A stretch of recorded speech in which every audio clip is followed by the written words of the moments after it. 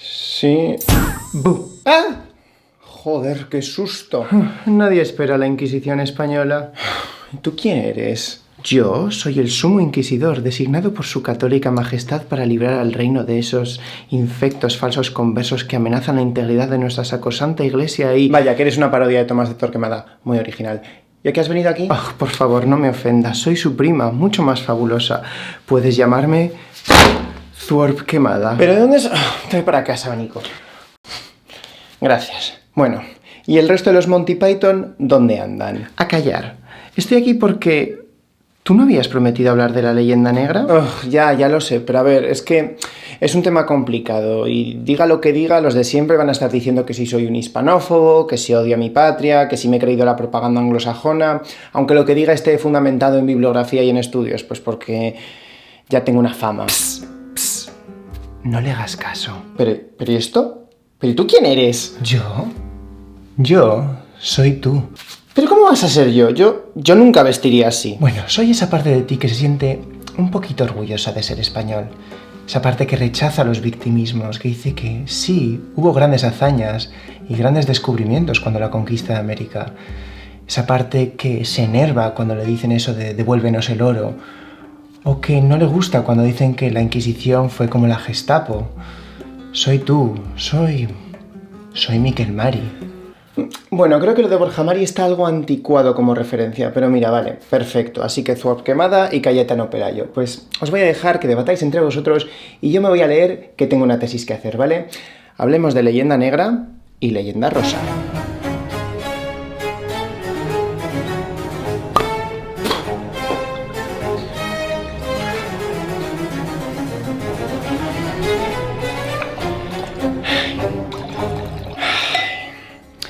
Últimamente se oye mucho el término leyenda negra o incluso el de hispanofobia cuando alguien señala que la historia de España a lo mejor no es tan luminosa como podríamos pensar. A mí, por ejemplo, se me ha llamado hispanófobo negro legendario desde por decir que Pizarro era un cabrón hasta por señalar que algunas de las cosas que hoy consideramos esenciales de la cultura española solo llegaron a la península a través de la conquista islámica. Hispanófobo yo, pero con lo que me gusta la paella.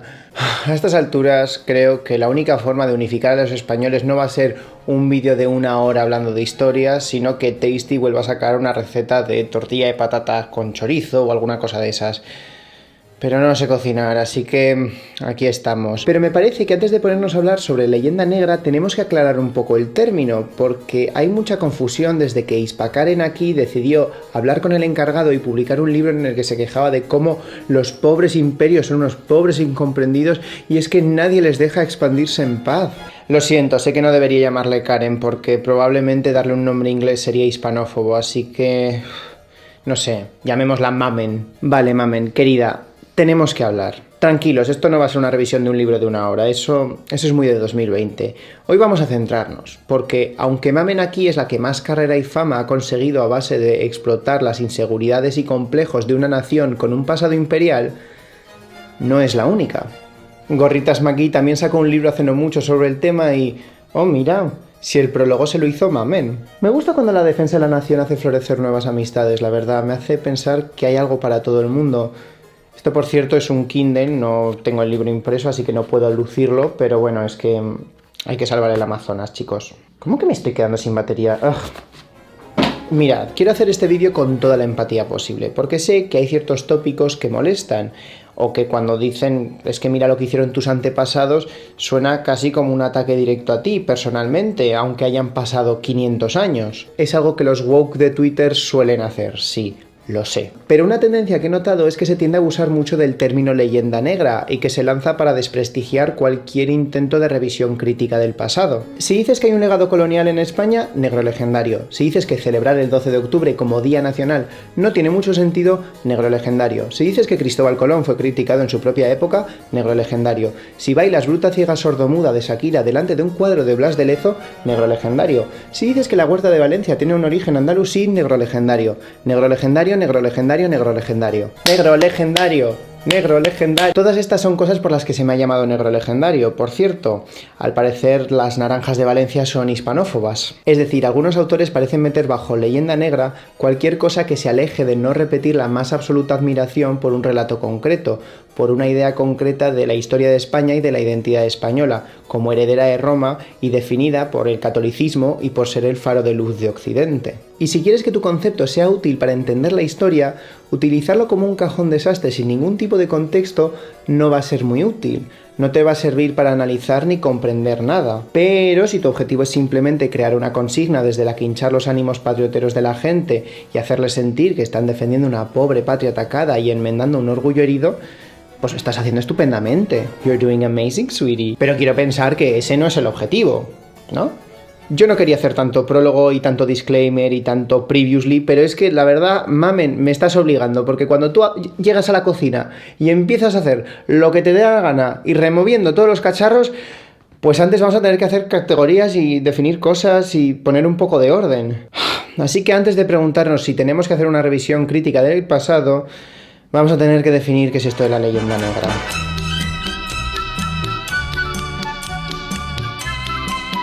¿Qué? Oh, perdón, no os había visto. She's back. El término de leyenda negra apareció por primera vez en una conferencia pronunciada por Emilia Pardo Bazán en París en 1899, titulada La España de ayer y de hoy. La conferencia en sí fue más una reflexión en torno a la guerra con Estados Unidos y a lo que se conoció como el desastre del 98, cuando España perdió las colonias de Filipinas, Cuba, Guam o Puerto Rico. Y Emilia, al igual que otros tantos intelectuales españoles, se preguntaba: ¿qué ha pasado? ¿Cómo podemos trabajar en una España mejor para el futuro? Mejor no sé porque, mirad, siempre he sido un desastre, pero si me pagáis los fillers y el botox podéis tener una España más rejuvenecida. El link al Patreon está abajo. Durante su conferencia, Emilia toma prestado un término del francés, Légende Noire, para contraponerlo a la leyenda áurea. Francia, ¿no me puedes dar ni un segundo de paz? Por supuesto que el término tenía que venir del francés. El caso es que Emilia utilizó el término casi de pasada para referirse sobre todo a la propaganda que Estados Unidos había estado utilizando para justificar la guerra contra España, en la que hablaba de cosas pues como por ejemplo el atraso científico de España o las prácticas bárbaras del general Weyler contra la población cubana. No busquéis reconcentraciones de Weyler en Google si no queréis llevaros un disgusto. ¡Qué bonito imperio colonial! Míralo, cómo genera. Pero la escritora en esa misma conferencia concluye que el mayor mal de España es adorar el pasado y buscar vanidad en supuestas glorias históricas. El término de leyenda negra nació en este contexto, en el de una España que acaba de perder una guerra, acaba de sufrir una enorme campaña de desprestigio a nivel internacional, a la que el año anterior se habían referido como una nación moribunda, y que acababa de perder sus últimas colonias. Oh, pero no os preocupéis, tendré un revival en Marruecos, Guinea y el Sáhara Occidental. Algún día habrá que hablar de lo del Sáhara. En esa misma época, el gobierno español también había sido criticado por la brutalidad policial y los juicios que hubo en el llamado proceso de Montjuïc de 1896. En este atentado anarquista, donde murieron 12 personas, se detuvo a 400 sospechosos, se condenó a 8 personas a muerte y se impusieron 70 penas de cárcel sin pruebas creíbles y tras un largo proceso de tortura. La prensa anarquista, claro, no pudo evitar jugar con el caramelo, y desde Barcelona hasta Berlín, en los círculos anarquistas, se gritaba «abajo la Inquisición». Es decir, que a finales del siglo XIX España parecía, gracias a unos cuantos escándalos y al eco o la exageración de la prensa internacional, como un país decadente, con una dura represión policial o donde se ordenaban campos de concentración en las colonias. Estas críticas eran en muchos casos legítimas y a cosas concretas, pero para darles un mayor efecto se recurría a imágenes históricas como la Inquisición o la crueldad de la conquista de América. En otros casos era Estados Unidos inventándose excusas para poder invadir otros países, pero vamos, que esa táctica no debería sorprendernos. Sí, señor, armas de destrucción masiva en el puerto de La Habana. Ante estas críticas de España como un país decadente o atrasado en la prensa europea, algunos intelectuales españoles recurrieron de vez en cuando a utilizar el término de leyenda negra. Por ejemplo, ante el escándalo que se originó a nivel internacional, cuando en 1909 el pensador anarquista Ferrer Guardia fue condenado a muerte por considerarse que había instigado los eventos de la Semana Trágica. Sé que la Semana Trágica suena a una promoción muy rara del Corte Inglés o a, yo al menos una vez cada 2 meses, pero son una serie de disturbios, revueltas, huelgas generales que ocurrieron en Barcelona en el año 1909. Para más información, Wikipedia, que aquí tenemos muchas cosas de las que hablar. El juicio en sí fue bastante irregular y no parece haber ninguna prueba concluyente de que Ferrer Guardia tuviese un papel importante en los disturbios. Todos los estudios históricos hechos a posteriori parecen concluir que Ferrer Guardia fue efectivamente un chivo expiatorio, alguien a quien el gobierno quería quitarse de encima porque tenía una larga trayectoria política criticando el régimen desde el anarquismo.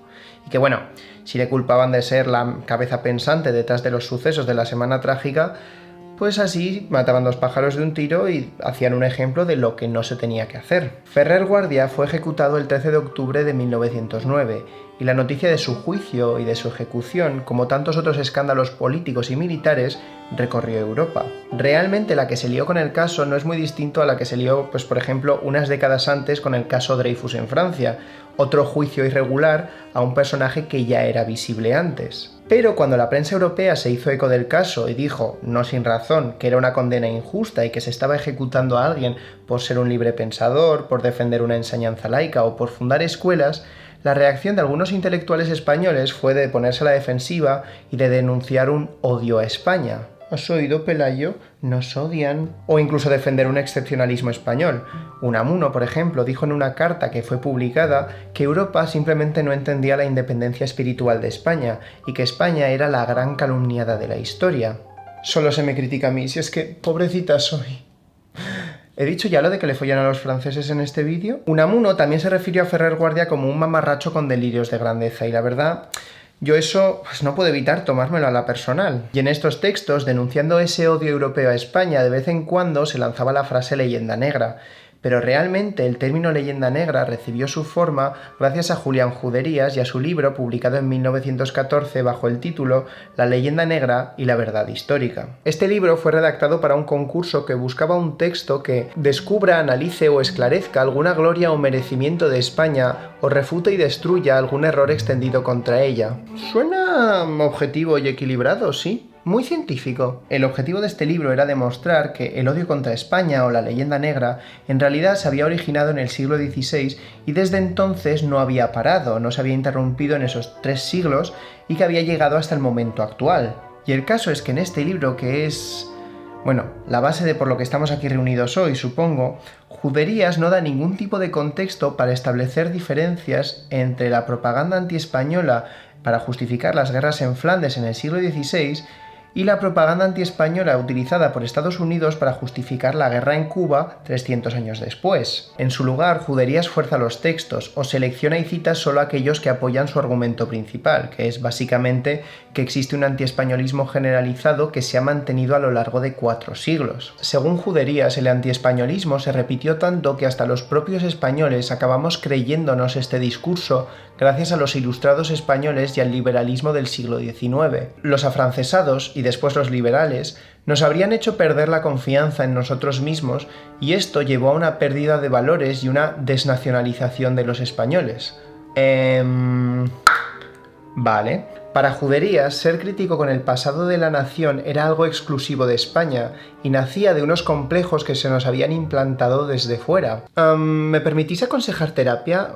La psicología suele ser mucho mejor que la historia para esto de intentar sentirte mejor contigo mismo. Lo sé, suena una locura, pero bueno. Por cierto, que el propio Unamuno, unos 10 años después de decir eso de que España era la gran calumniada de la historia, dio un giro de 180 grados y empezó a decir que, bueno, en realidad esto de la leyenda negra se había convertido en una manía persecutoria colectiva para no ver nuestros propios fallos, y empezó a llamarlo incluso una frenopática obsesión. En este canal adoramos a una reina vasca y versátil. Juderías, por cierto, es tan español que lo mató la gripe española de 1918. Lo sé, no debería reírme y perdón, porque al parecer decir gripe española también es negro legendario. Lo de Juderías realmente no es tan distinto de lo que hacen Roca Barea o incluso el propio Pedro Insúa a día de hoy. Parten de una premisa que está bastante aceptada, que es que en el siglo XVI hubo propaganda contra el Imperio Español y que utilizaba algunos argumentos como la intransigencia religiosa o la crueldad de la conquista en América para exagerarlos y así justificar guerrear contra él. Pero a raíz de esa premisa sacan una larga lista de acusaciones y afrentas contra España y las meten en el mismo saco, el de la leyenda negra, aunque tengan causas y contextos totalmente distintos, y así lo utilizan para justificar que pues, el odio contra España nunca ha parado. Que el odio no pare, no pare, no. Que el odio no pare. Da gustito esto, ¿eh?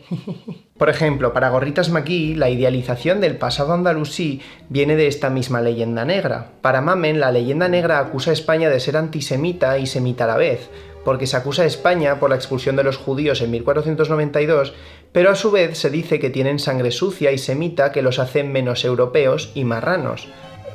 Decir que no te gusta la Inquisición es negro legendario, la Ilustración es negro legendaria, los liberales son negro legendarios, decir que hay cosas de la cultura española que llegaron a través del Islam es negro legendario, la gripe española, los catalanes, la tortilla de patatas sin cebolla... Bueno, mira, en esto último te doy la razón, pero en realidad el problema es que analizan estas cosas sin ningún tipo de contexto, porque, por ejemplo, la Inquisición y la expulsión de los judíos sí que fueron bien vistas por el resto de Europa a principios del siglo XVI, precisamente por eso de deshacerse de las malas influencias. Pero en el siglo XIX la Inquisición era una imagen más asociada a casos concretos de represión, y esta idea de la sangre sucia era una visión racista más asociada a viajeros ingleses que viajaban a España y la exotizaban por ser medio mora, pero no por hispanofobia, sino por orientalismo. Ya sabes, el mismo orientalismo que pone danza del vientre y música mística cuando toca crear un ambiente exótico, ya sea en Al-Ándalus o en el Cairo. Cuando Washington Irving fue a Granada y escribió sus Cuentos de la Alhambra,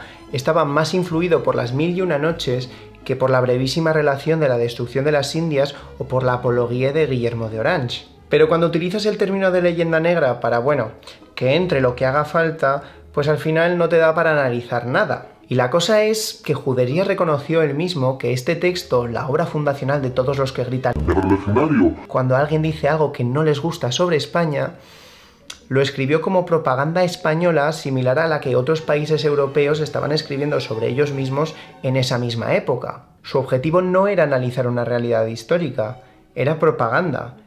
Era, en palabras del doctor en historia Jesús Villanueva, algo que cumplía su objetivo. Como obra de propaganda era eficaz, sencillo, con apariencia de sólida documentación, escrito en un estilo ágil que logra contagiar al lector de indignación patriótica y, sobre todo, presentado bajo un título que atraía inevitablemente la atención. Algunas estrategias no han cambiado tanto, vaya.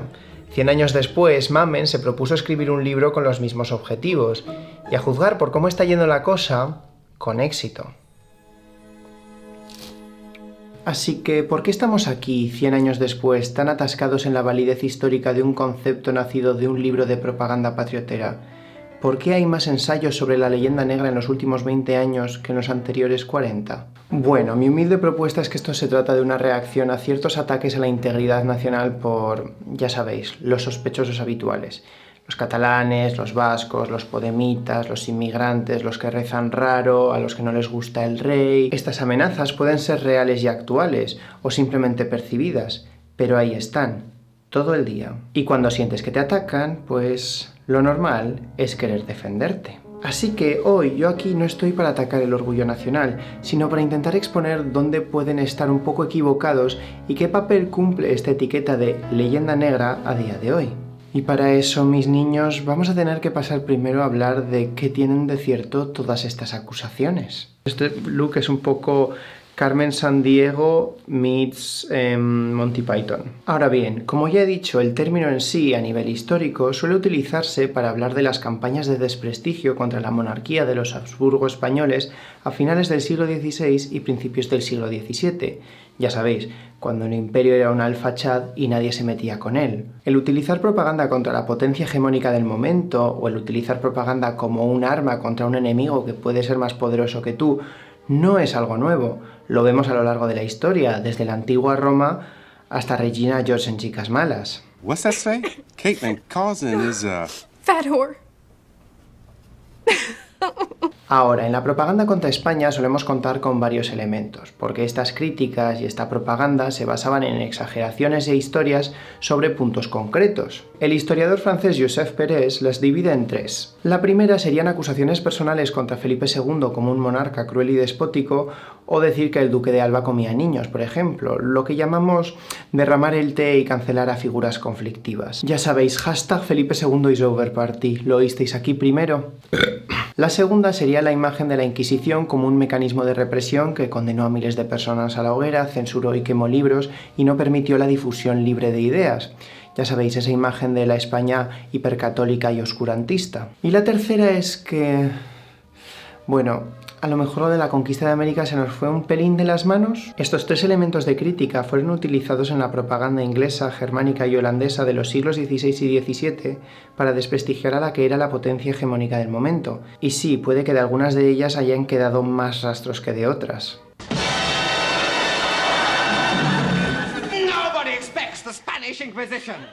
Así que aquí nos toca no solo establecer si hay algo de veracidad o no en estas acusaciones, también tenemos que ver cómo han perdurado, si han perdurado y hasta qué punto podemos establecer una conexión directa entre estas críticas en el siglo XVI y ahora mismo, ya que puede que, aunque utilicen imágenes y palabras similares, el fondo de las críticas sea totalmente diferente.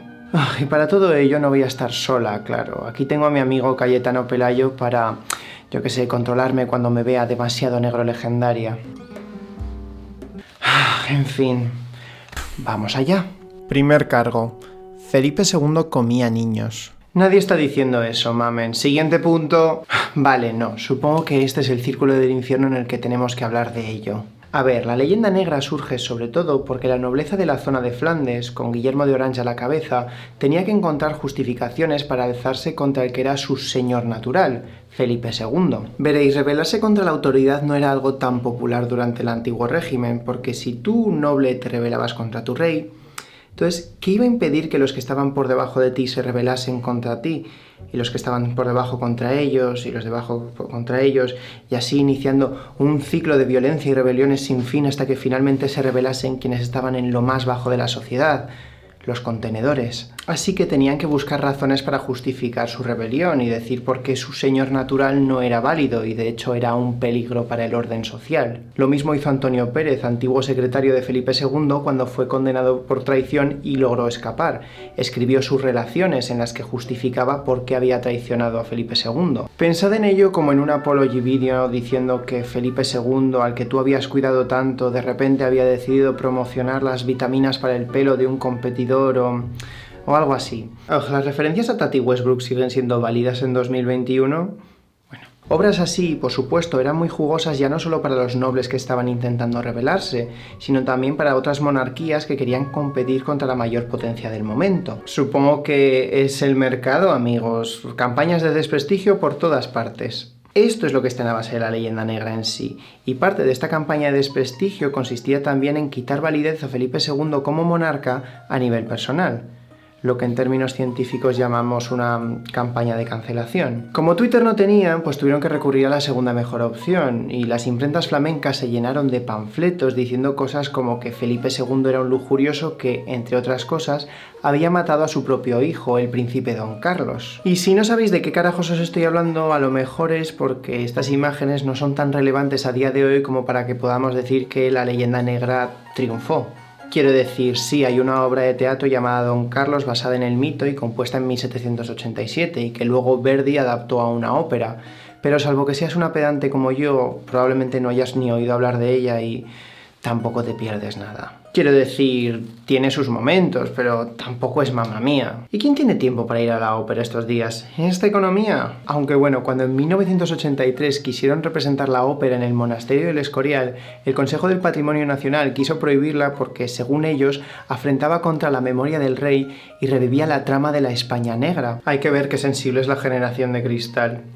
Pero estas críticas estaban más dirigidas al rey y al mal gobierno que a un pueblo supuestamente cruel, fanático, inhumano o, bueno, lo que queráis añadir a la lista de agravios. Incluso en algunas de las obras cumbre que sirvieron como propaganda para la leyenda negra, vemos algo más complejo que la simple demonización de los españoles. La misma famosa edición de la brevísima relación de la destrucción de las Indias con los grabados de los españoles asando indios dice esto en el prólogo. Quod si ea libertate et licentiam frueremur quam Hispani in India... Perdón, traducción. Si nosotros hubiéramos disfrutado de la libertad y licencia de que gozaron los españoles en América, sin un juez que les impusiera miedo les tuviera en jaque, habríamos sido indudablemente iguales a los españoles en salvajismo, crueldad e inhumanidad. Buenos y malos hombres se encuentran en todos pueblos y regiones. En ese mismo prólogo incluso se homenajea a Carlos V por sus continuos intentos de liberar a los indios de dura e intolerable esclavitud. El problema es que su hijo no estaba a la altura. Y no estoy negando que hubiera una demonización de los españoles o que se exagerase la crueldad de la monarquía hispánica en Flandes, pero estas consignas cumplían una función concreta en un contexto de rebelión y guerra. Una vez el contexto cambió, esas acusaciones de crueldad perdieron su función. Bueno, pero más cosas han pervivido. Por ejemplo, en Holanda, en vez de decirles que viene el coco, les dicen que viene el duque de Alba. Bueno, y en España, en vez de decir no hay peligro, decimos no hay moros en la costa. Pero si te dijera que esa expresión es islamófoba y racista, me llamarías un social justice warrior postmoderno ofendidito. Así que no estoy entendiendo a dónde quieres llegar. Muchas expresiones nacen en un contexto concreto, pero mientras que el contexto cambia o desaparece, esas expresiones se fosilizan, y no podemos sostener que existe un odio sistemático contra un grupo si nuestra única prueba son esas expresiones. Además, que en este caso es una expresión contra una persona concreta, el duque de Alba, y no contra una nación o un grupo como podrían ser los moros. Y mirad, no voy a ser yo quien intente defender a los holandeses, pero sus prejuicios contra los españoles ahora no giran en torno a que somos unos demonios sedientos de sangre, sino más bien suelen girar en torno a que somos unos vagos, unos fiesteros, y en general a que se nos da mal gestionar dinero o nada que sea más complejo que un Tamagotchi. Y estos tópicos tienen más que ver con los prejuicios que tienen contra los europeos del sur en general, incluyendo Italia, Grecia y Portugal. Estos prejuicios derivan más de la evolución política y económica de estos países en los últimos 150 años, de los conflictos civiles, del aislamiento social y económico durante gran parte del siglo XX o de las crisis económicas de las últimas décadas, que de un grabado del duque de Alba comiendo niños. Pero bueno, para que os calméis, no, el duque de Alba no comía niños y el príncipe don Carlos no fue asesinado por su padre, sino que probablemente se murió por su delicada salud física y mental mientras se mataba de hambre como protesta, porque los Habsburgo con esto del incesto, pues muy bien de la azotea no solían salir. Así que sí, podéis clamar a los vientos, Felipe II y el duque de Alba quedan oficialmente descancelados. Siguiente. Segundo cargo, Inquisición y represión. Vale. Puede que los ataques personales hayan caído en el olvido, pero ¿qué me dices de la Inquisición? Que se habla de ella como si se hubiese inventado en España. Es cierto, la Inquisición fue un tribunal de la Iglesia dedicado a la supresión de herejías que nació muchos siglos antes que la Inquisición española. En concreto en 1184, en el Languedoc, en la zona sur de Francia, y...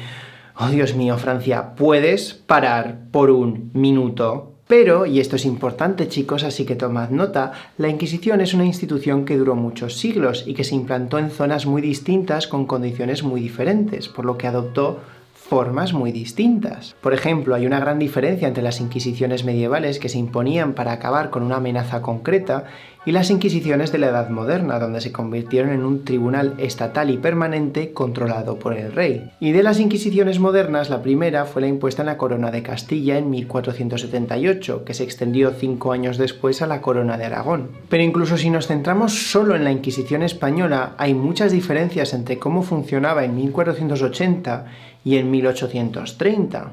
Ya sabes, 350 años dan para mucha versatilidad, mucho cambio. En España o en la monarquía hispánica o... mira, como quieras llamarlo, me da igual. La Inquisición fue una medida impuesta por los reyes católicos para controlar los asuntos de herejía y daños a la fe con un tribunal que respondía ante ellos directamente, en vez de estar controlado por obispos u otros agentes que podían tener sus propios intereses. Era una forma de legitimar su poder a través de la fe católica sin tener que cederlo a la Iglesia. Ahora, si se impuso la Inquisición fue por los judíos, o bueno, más bien por los judeoconversos, judíos que se habían convertido al cristianismo. Durante el siglo XV habían aumentado los ataques a la población judía en muchas ciudades de Castilla y Aragón, y esto, bueno, había impulsado a muchos judíos a convertirse al cristianismo al menos de cara a la galería, mientras que en privado seguían manteniendo sus tradiciones. Ya sabes, intentar evitar que te linchen, tener cristiano passing. Estas falsas conversiones habían llevado a una mayor sospecha en general para intentar distinguir quién se había convertido de verdad y quién era un falso converso o judaizante. Los límites entre uno y otro grupo, entre cristianos y judíos, se estaban volviendo borrosos, y eso no gustaba, así que empezaron a ponerse medidas para separar a los nuevos conversos de los que habían decidido mantener su fe judía, por si acaso eran malas influencias. Por ejemplo, en 1480 en Castilla se decretó que los judíos deberían vivir en barrios apartados y que solo podrían salir de ellos durante el día. Esto convirtió las juderías más en guetos que en un barrio distinto pero integrado en la ciudad como había sido antes. Sí, vale, pero en toda Europa se expulsó a los judíos. No me puedes decir como que España fuese antisemita mientras que el resto no. Además, no me lo puedes comparar con el antisemitismo de finales del siglo XIX o, yo qué sé, o la Alemania nazi. Efectivamente, el antisemitismo en Europa tiene una larga historia. Y sí, Roca Barea y Pedro Insúa tienen algo de razón cuando insisten en que hay gente tergiversando la expulsión de los judíos en 1492 para ponerla como un antecedente del Holocausto. Esa gente está diciendo tonterías sensacionalistas. Salvo en el sentido más general de que todas las expulsiones de los judíos son ejemplos de la larga trayectoria del antisemitismo en Europa, no hay una relación directa entre 1492 y el Holocausto. Y tampoco podemos comparar los medios con los que se manifestó e impulsó el antisemitismo en una población del siglo XV que con una sociedad industrial o con la Alemania nazi. A lo largo de toda la Edad Media nos encontramos ataques a barrios judíos, sobre todo en momentos de malestar social que podía achacarse de alguna forma a ellos. ¿Una hambruna? Los judíos comen demasiado. ¿Una plaga? Brujería judía, sin duda. Hubo pogromos y ataques a poblaciones judías en muchas ciudades, en Praga, en Erfurt, en Basilea, en Barcelona, y aparte de esto se expulsó a los judíos de Inglaterra en 1290, de Francia en 1306 y luego en 1321, del Archiducado de Austria en 1421. El objetivo hoy no es buscar la raíz, las causas y las consecuencias del antisemitismo en Europa, ayer u hoy, pero efectivamente fue algo generalizado. Y según en qué grupos te muevas, también es algo generalizado hoy en día. Esto no significa que tengamos que ver estos eventos históricos y justificarlos con el bueno, es que todos lo hacían. ¿Porque todos lo hacíais? ¿Yo también quiero ser popular? Sino más bien explorar sus causas y sus consecuencias. Porque aunque la expulsión de los judíos de España en 1492 no fue un antecedente del Holocausto, el antisemitismo en España tiene su propia historia y unas consecuencias que merece la pena explorar y entender, y en las que la Inquisición tuvo un papel bastante importante. Sí, pero en la expulsión de 1492 al menos se les permitió vender sus bienes. Y bueno, siempre tenían la opción de convertirse al cristianismo y seguir como si nada. A ver, más o menos. Se les dio un plazo de 4 meses para convertirse o largarse, así que muchos malvendieron sus propiedades, pues por ejemplo vendiendo sus casas a cambio de paños de tela o de un burro. No se les permitía llevarse oro, así que solo podían llevarse letras de cambio que les cobraron a unos intereses altísimos. Y luego, cuando llegaron a puerto, muchos capitanes les timaron, les robaron y se nos menciona que en algunos casos incluso les asesinaron. No sé, como una persona que se acaba de mudar, 4 meses para pensar si te tienes que largar al exilio o renunciar a tu fe no me parece un plazo tan generoso como dicen Insúa o Roca Barea cuando intentan disculpar la expulsión. Pero a lo mejor es porque soy un vago, vaya. Quiero decir, cuando estás en una situación desesperada es normal que se aprovechen de ti.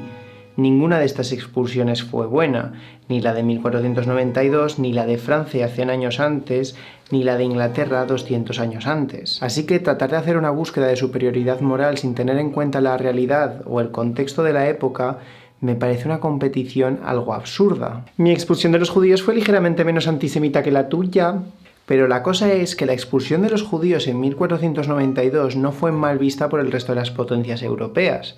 Por mucho que diga Mamen, la acusación de antisemitismo no formó parte de la leyenda negra española. La Inquisición española no entró a formar parte de la leyenda negra por perseguir a los judeoconversos, sino en el contexto de las guerras de religión. La cosa es que solemos pensar en el conflicto entre protestantes y católicos como algo del norte de Europa. Ya sabéis, Martín Lutero hizo un hilo en Twitter exposeando al Papa por vender remedios New Age para ir al cielo y de repente todo era que si no debemos obedecer al Papa, que si el Papa es un corrupto, que si voy a divorciarme de mi mujer y fundar mi propia iglesia, que si León X está cancelado. Wow, mucha gente está siendo cancelada en el siglo XVI. Deben ser todos esos social justice warriors protestantes. Pero en España también hubo núcleos protestantes que se reunían en secreto y trataban de expandir la doctrina, por ejemplo en Valladolid o en Sevilla. No fue hasta que esos núcleos fueron descubiertos y llevados a juicio ante la Inquisición que la Inquisición pasó a formar parte de la leyenda negra española, es decir, por la persecución de los protestantes, no de los judíos. ¿Y cómo fue esto? Bueno, pues porque la Inquisición fue un pelín torpe y se le escaparon algunos protestantes que se subieron al barco más cercano y se exiliaron a Flandes, como Casiodoro de Reina o Antonio del Corro. Estos dos redactaron la Sanctae Inquisitiones Hispanicae Artes, y sí, aquí obviamente pues las dos personas que se habían tenido que exiliar por persecución religiosa exageraron cifras y detalles pues para calentar más los ánimos de los protestantes que estaban luchando contra el imperio más poderoso de la época. Estoy insistiendo mucho en eso de que era el imperio más poderoso de la época porque yo qué sé, mira, a ver, a lo mejor así me gano el cariño de los españolistas. Es decir, el problema no era que la Inquisición hubiese perseguido a los falsos conversos del judaísmo, sino que persiguiese a los protestantes o cualquier cosa que se alejase del dogma católico. Pero es que cuando la gente habla de la Inquisición dan unas cifras absurdas y parece que están hablando de la Gestapo, y luego se ponen a hablar de torturas inhumanas cuando en realidad el Tribunal de la Inquisición estaba mucho más regulado que otros tribunales de la época. Te daré la razón en lo de que se exageran cifras. Si algo nos gusta hacer cuando hablamos del pasado es exagerar cifras. Pero es difícil calcular las cifras de ejecutados por la Inquisición, ya que, aunque con el tiempo se volvió bastante burocrática y guardó registros de todo, no tenemos datos para el periodo entre 1480 y 1530, que se calcula que es cuando la Inquisición tuvo mayor actividad. Ya sabes, cuando estaba Torquemada y había muchos conversos con los que lidiar ahora que se estaba intentando expulsar a los judíos y a los musulmanes. Josep Pérez calcula que en 356 años la Inquisición ejecutó a unas 10.000 personas. Otros, como Henry Kamen, dicen que no habría llegado a esa cifra, pero de esas 10.000 se calcula que unas 2.000 habrían sido ejecutadas en los primeros 50 años, bajo Torquemada. Es decir, que la institución cambió muchísimo, y no es igual en sus primeros 50 años que en sus 50 últimos.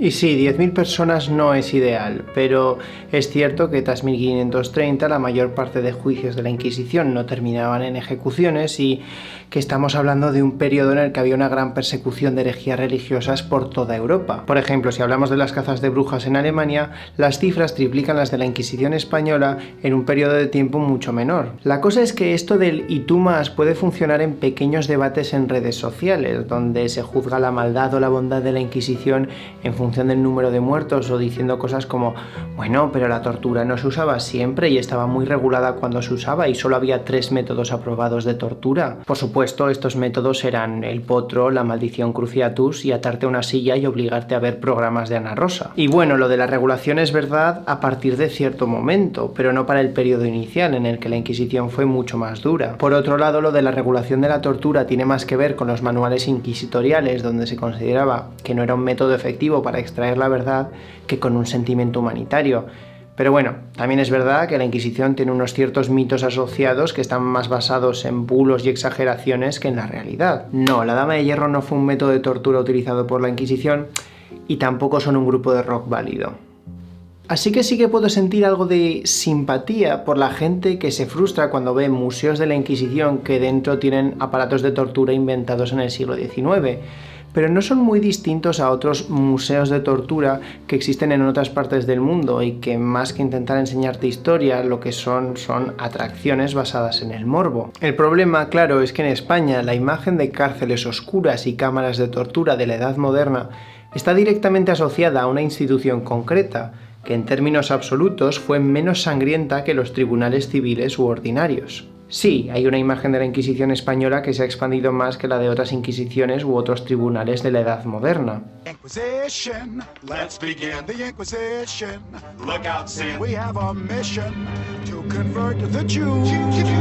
Es decir, si en inglés dices Torquemada o Torquemada o como lo pronuncien, entenderán a quién te refieres, a una persona que estuvo al mando de una institución que en un periodo corto de tiempo juzgó y o ejecutó a miles de personas por sus convicciones religiosas. Y es verdad que si en vez de eso dices juicio de Wurzburgo, probablemente la respuesta sea señor, salga de mi casa, voy a llamar a la policía. Pero otros eventos como las cazas de brujas o los juicios de Salem se utilizan también para hablar de periodos de represión. Así que aunque entiendo el deseo de corregir y desmentir mitos, creedme, a mí también me gusta ser un marisabidillo, no termino de ver el excepcionalismo anti-español en todo esto, más bien la supervivencia de imágenes asociadas a ciertas figuras históricas que sobreviven por truculentas, algo que vemos por todas partes, con personajes como María Tudor o Blas Tepes. Pero otra de las acusaciones principales del Comité Anti-Leyenda Negra es que existe esta imagen de que la Inquisición fue la principal responsable de sumir a España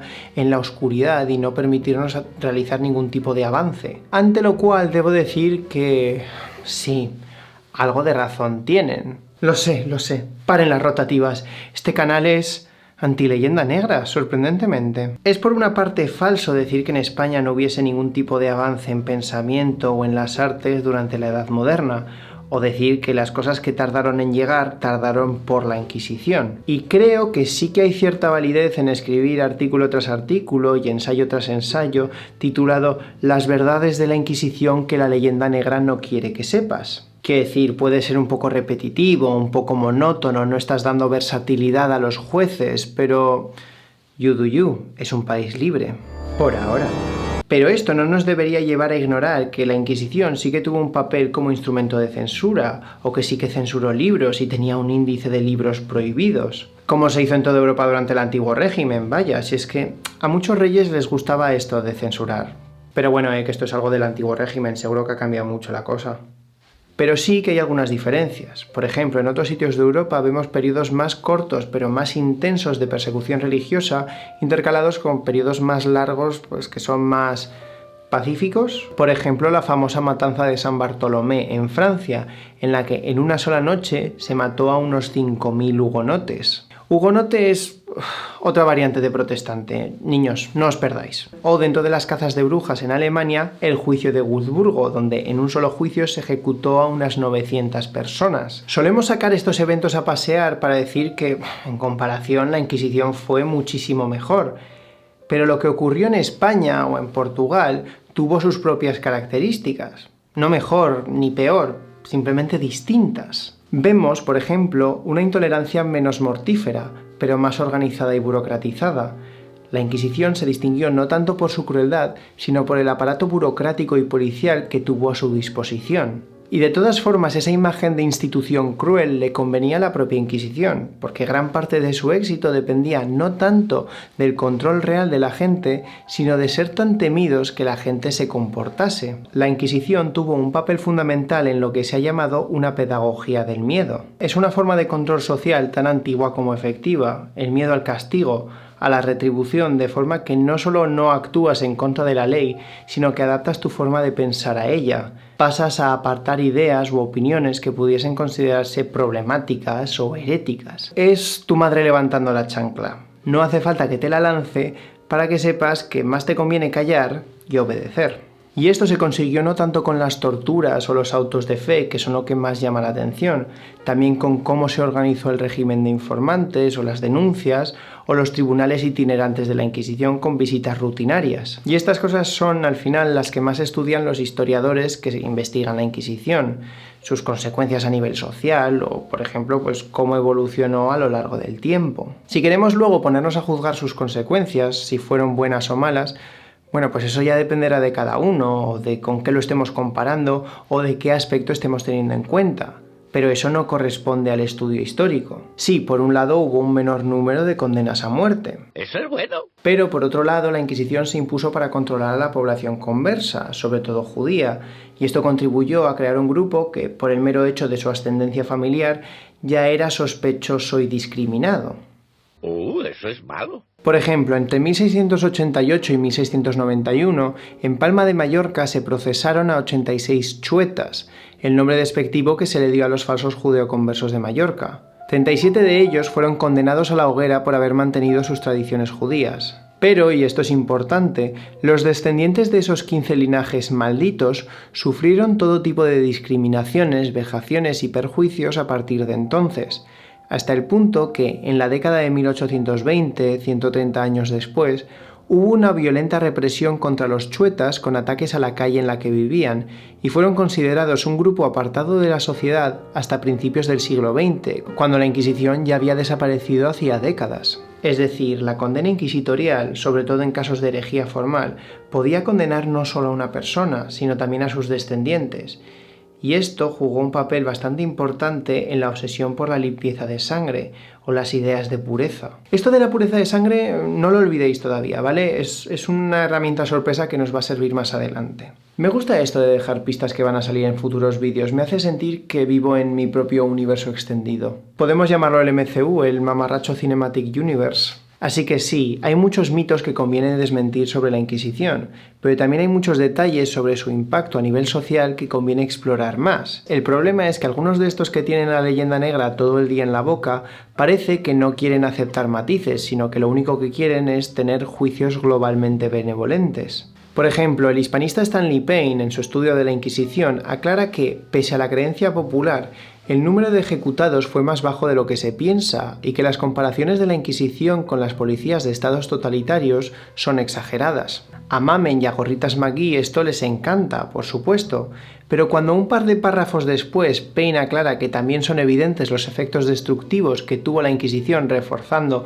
el antiintelectualismo o el etnocentrismo, pues la reacción es bastante distinta. Pero cuando todo parece que va a acabar bien, Payne tiene que tributar, por así decirlo, un homenaje a la versión negrolegendaria para evitar quizás el fantasma acusatorio de apologeta del Santo Tribunal, al ofrecer una versión demasiado edulcorada del mismo. No sé, puede que tenga opiniones matizadas porque sabe del tema y no porque tema las represalias del lobby negrolegendario. Mirad, creo que a estas alturas tanto matizar y tanto well actually no están ayudando a nadie. Prometí conversos y siento que lo único que estoy haciendo es dar vueltas y vueltas a lo mismo, así que creo que solo hay una forma de unificar al público y traer de nuevo la concordia a España. Bueno, mirad, yo no soy un experto cocinero, pero creo que la única forma de solucionar esto es hacer una tortilla de patatas a mi manera, ¿no? Entonces, tienen un poco de... están creciendo cositas, pero se ponen empantanadas. No se pela, ¿no? Entonces, bueno. La piel le da proteína extra, digo yo, ¿no? Yo parto así, venga, en rodajitas así, ¿no? Yo lo parto así en rodajitas. Investigando para este vídeo me topé con dos artículos de la sección de historia del ABC, ambos sobre la Inquisición y ambos por el mismo autor, César Cervera. El primero se publicó en 2015, un año antes que el libro de Rocabarea y esta tendencia de que todo es leyenda negra. El segundo es de 2018. En ambos la intención es desmentir algunos de los mitos que han sobrevivido en la cultura popular sobre la Inquisición. De hecho, muchas frases o incluso párrafos enteros y una gráfica del artículo de 2018 son en realidad un copia-pega del de 3 años antes. Esto no es una denuncia o un call-out al autor, ¿eh? Yo soy el primero que recicla material para sus PowerPoints y en general creo que hace un muy buen trabajo de síntesis, de investigación y de publicación sobre temas históricos. Incluso cuando algún historiador ha venido a corregirle o a matizarle alguna cosa, siempre le he visto con actitud de querer escuchar y aprender. No, lo que es interesante es cómo entre estos dos artículos, que son casi iguales y tienen el mismo objetivo, lo que ha cambiado en esos 3 años es el tono. En ambos artículos el autor habla de que se han exagerado cifras y las compara con otros ejemplos de persecución religiosa en Europa en la Edad Moderna. Se hace la típica competición de cifras de ejecutados por la Inquisición versus ejecutados por las cazas de brujas en Alemania, se habla de los procedimientos, de cómo bajo Torquemada fue un periodo de mayor intensidad, pero también de cómo se reguló la tortura y bajaron las cifras de ejecutados. Pero el tono es totalmente distinto. En el artículo de 2015 se incide en que la Inquisición fue un aparato represivo desde el primer subtitular, y se habla también de esta idea de que lo que distinguió a la Inquisición española no fue tanto la crueldad o los números en pequeños brotes de violencia, sino el aparato burocrático a largo plazo. Pero esta aclaración desaparece totalmente del artículo de 2018. En el de 2015, además, tampoco aparece en ningún momento el término de leyenda negra, incluso aunque se hable de cómo líderes protestantes como Guillermo de Orange o John Fox utilizaron la imagen de la Inquisición para exagerar cifras o como propaganda contra la monarquía católica. En el artículo de 2018, en cambio, el tono es mucho más agresivo desde el propio titular, y algunas de las comparaciones son mucho menos matizadas. Por ejemplo, se compara el número de ejecutados por la Inquisición, un tribunal concreto con casos concretos, con todos los ejecutados por todos los tribunales en Inglaterra en ese mismo plazo de tiempo. Pero si algo llama la atención del segundo artículo es la aparición constante del término: leyenda negra. La leyenda negra pasa a ser el centro y la culpable de todas esas mentiras que te han contado. Pasa a tener un nombre y a ser algo que se puede señalar, a lo que se puede denunciar.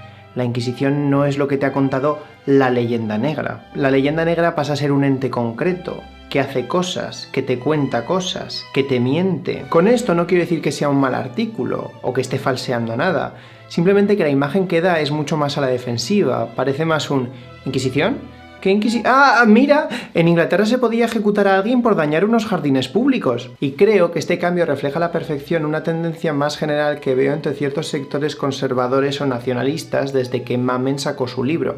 O bueno, si alguien no se siente cómodo con la etiqueta de nacionalista, digamos hispanista o españolista, porque también es una tendencia que veo entre mucha gente de izquierdas, pero que son nacionalistas de lo español. Nazbols hispanistas quieren un imperio, pero comunista.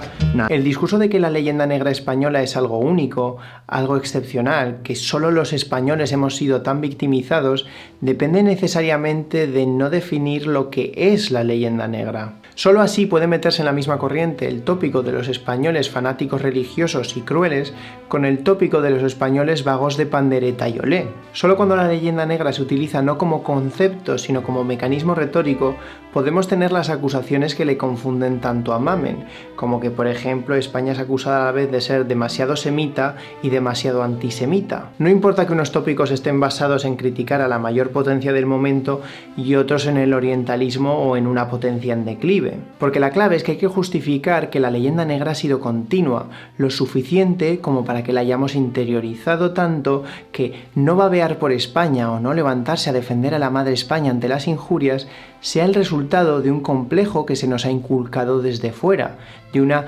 hispanofobia interiorizada. No me queda mucho aceite y es bastante caro aquí, así que supongo que no pasa nada si pongo un poco de aceite, pero el resto pues puedo poner mantequilla, ¿no? En plan... ¡Hala!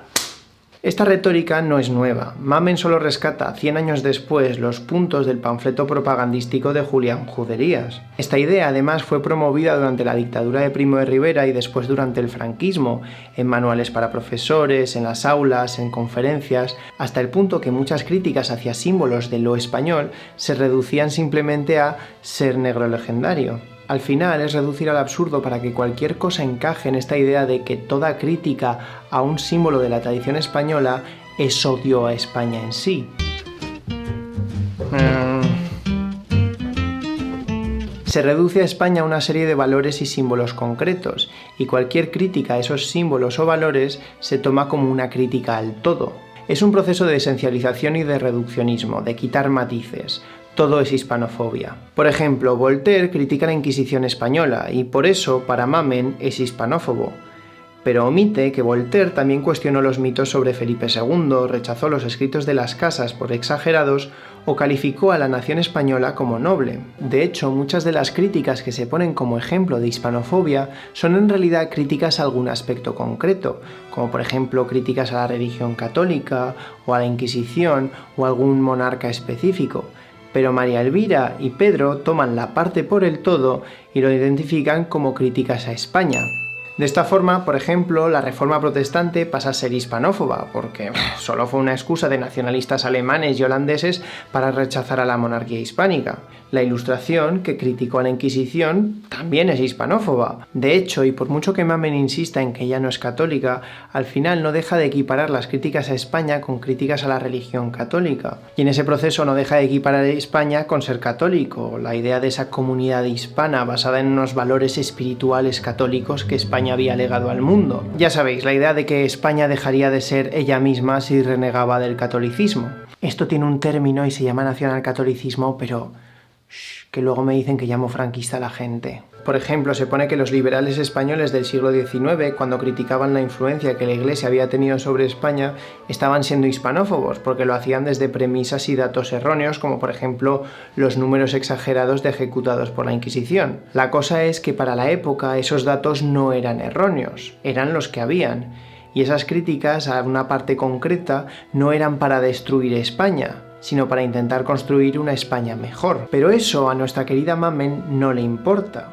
Son hispanófobos, porque al final el discurso de la hispanofobia es un discurso reaccionario, España solo puede ser de una forma, y de lo contrario estás siendo endófobo, odiando tu propia cultura. Le voy a añadir atún, ¿vale? Porque a mí la tortilla que me gusta es la tortilla de atún, y tenía aquí media lata, está un poco seco ya, pero bueno, se lo echo y ya está, ¿no?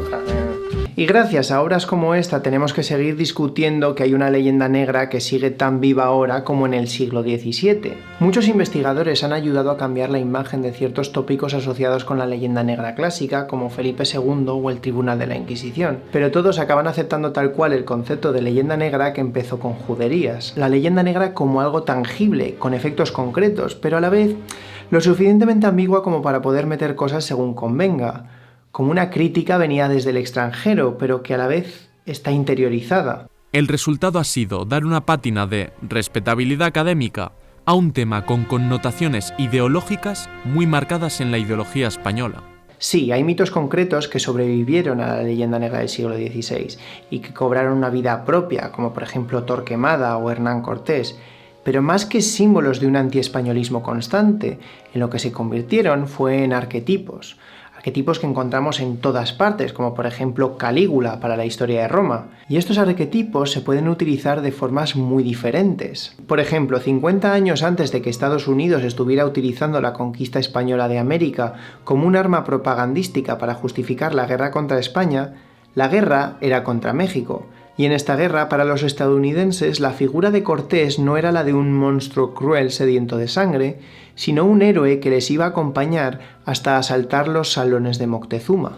Ahora, realmente, este interés renovado por la leyenda negra no se debe tanto a que hay un interés por desmentir mitos, que si la Inquisición mató a 50.000 o que si en el Museo de la Inquisición hay instrumentos de tortura que se inventaron siglos después. Lo que ha reavivado que estemos hablando de la leyenda negra es la vuelta de un discurso nacionalista español desde los 90 y el auge de los nacionalismos periféricos que amenazan a la integridad del país. Se necesita de una conspiración, de un ente al que achacar todas las críticas. Y no estoy diciendo que esto de la imperiofobia, hispanofobia y la leyenda negra sea el equivalente a QAnon, pero tampoco sé si lo estoy negando, la verdad. Es decir, el problema no está en decir existió una leyenda negra y algunos elementos que se utilizaron como propaganda han dado lugar a tópicos que podemos seguir viendo aquí o allá. Eso no es lo que vemos. La tendencia en los últimos años, sobre todo gracias a la de Mamen, es que se ha vuelto a dar a la leyenda negra el poder de una narrativa intergeneracional que surgió en el siglo XVI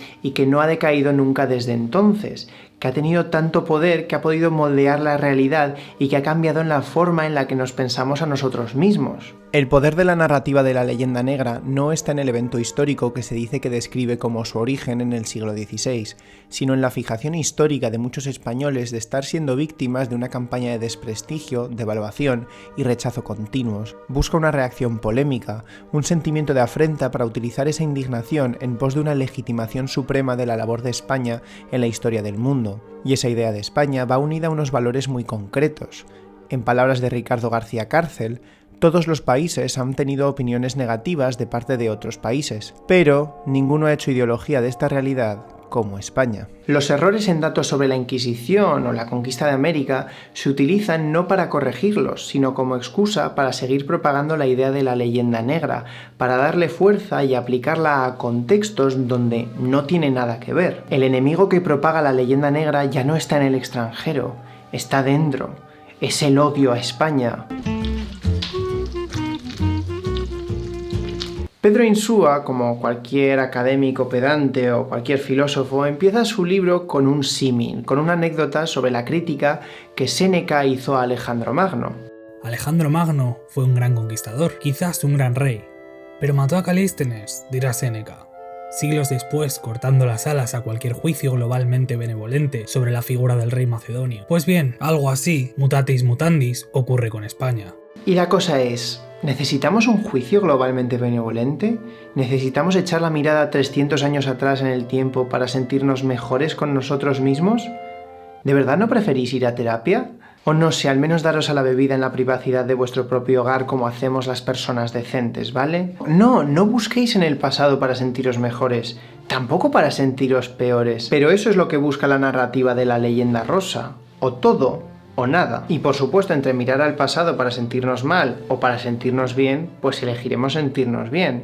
Pero no podemos estudiar el pasado como si estuviésemos haciendo una lista en la pizarra de pros y contras. Esto no es una sitcom. El pasado se estudia para estudiar las causas y las consecuencias de distintos procesos, cómo se interrelacionan y cómo cambian, no para hacer juicios globalmente benevolentes, porque cuando buscamos eso vamos a tender a fijarnos en lo que consideremos bueno y entender a justificar o reducir el daño de lo que consideremos malo. El objetivo de toda esta narrativa de la leyenda negra es ser reaccionario, es evitar que miremos a las partes no tan brillantes del pasado cuando, en realidad, deberíamos estudiarlas con bastante atención. No para sentirnos mal, ni para fustigarnos, sino para aprender, para ver qué efectos de estas cosas podemos seguir viendo hoy en día, o incluso para mejorar. El filólogo e historiador Américo Castro, exiliado durante la Guerra Civil, insistía en que la leyenda negra tenía mucho de autosugestión victimista y que solo servía para fingir indignación y para negarse a cambiar las cosas que estaban mal en el país. En 1971, en su De la España que aún no conocía, defendía que los españoles tenían que aprender a convivir lisa y llanamente con su pasado en un sentido diacrónico, es decir, asumiendo toda su historia, no aceptando una parte y negando la otra. Bueno, ¿cómo está quedando el olor? Es que vamos a apagar el fuego porque esto ya está. Sé que aún me queda hablar del colonialismo español en América, pero es tarde y esa parte va para largo, creedme, así que mejor hacemos un break para un coffee, ¿vale? Sí, coffee. El coffee a mí me gusta mucho. Ay, apunté alto, quise solucionar todos los complejos con nuestro pasado en un vídeo en YouTube y supongo que me equivoqué con los cálculos, como Cristóbal Colón. Es más, peor que Colón, ni un mísero esclavo he traído. Supongo que por eso nunca me dedicarán plazas ni estatuas. Siento no haber podido unificar a toda España con un vídeo, de verdad. Siento no ser una receta de Tasty de tortilla de patatas con chorizo. Solo soy un youtuber, delante de una cámara, pidiéndole que me enseñe a tener capacidad de síntesis. Sí, supongo que no hay más remedio, es inevitable. Este vídeo va a tener que tener 2 partes. Así que ya sabéis, suscribiros y dadle a la campanita para no perderos Leyenda Negra 2, American Boogaloo. Y uff, o sea, es que ¿habéis visto qué tortilla de patatas más rica me ha quedado? Aquí lo tenéis, una auténtica tortilla de patata española con atún y con mantequilla. Y ahora toca comerla.